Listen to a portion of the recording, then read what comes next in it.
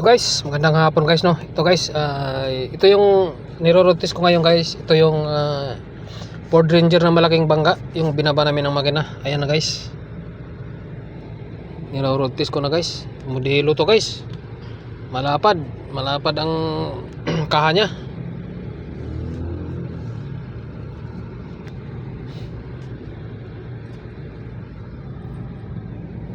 Kunting ano na lang, finishing na lang nito sa mga may maliliit na ikakabit.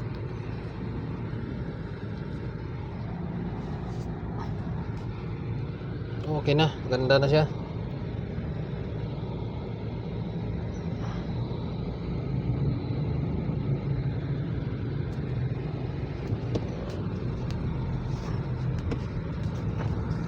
Ganda manakbo, yung tulin.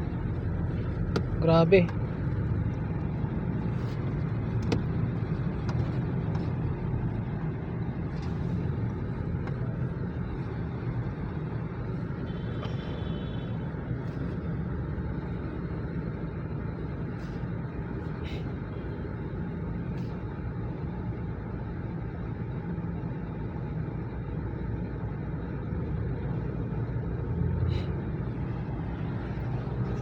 Traffic guys.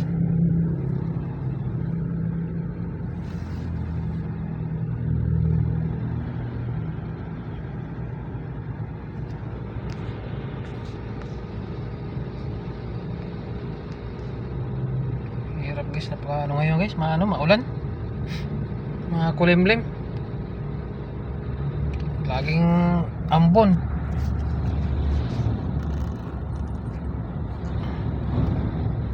Yan o, ganda guys. Pwede nang to. Daming pinalitan dito guys.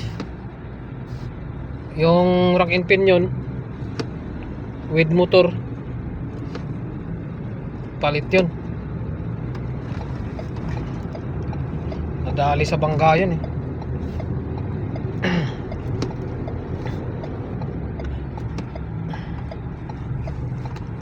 Yung ano kasi nito guys, yung rack and pinion kasi nito nasa ilalim mismo, yung pinaka motor niya nasa ano, sa rack and pinion siya nakadikit sa ilalim. So ay tumama sa bato yung yung cross member nito, tumama sa bato. Pati yung rack and pinion putol din, ay bali.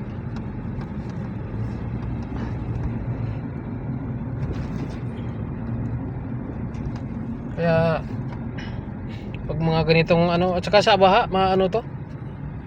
Kasi meron kaming isa dati na ganitong modelo din. Nalulusong sa baha, pati yung motor ng manibela nasira.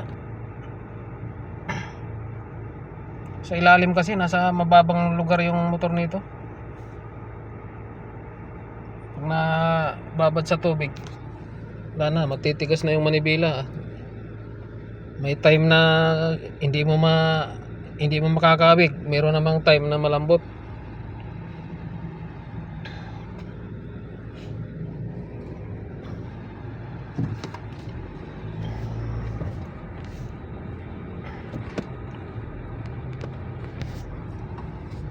Ito, iikot ko lang to para may, kung sakaling may lumabas dito sa panel na mga problema, lalabas siya.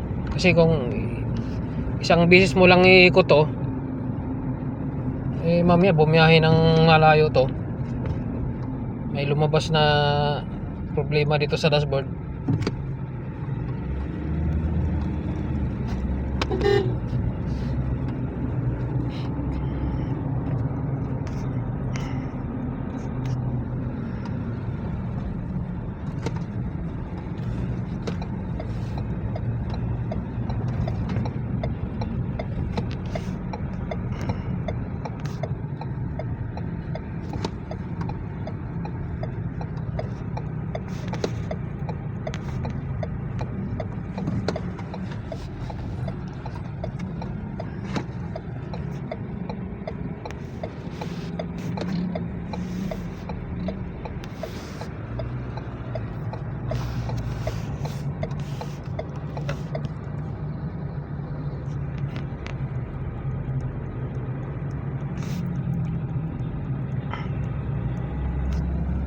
So ngayon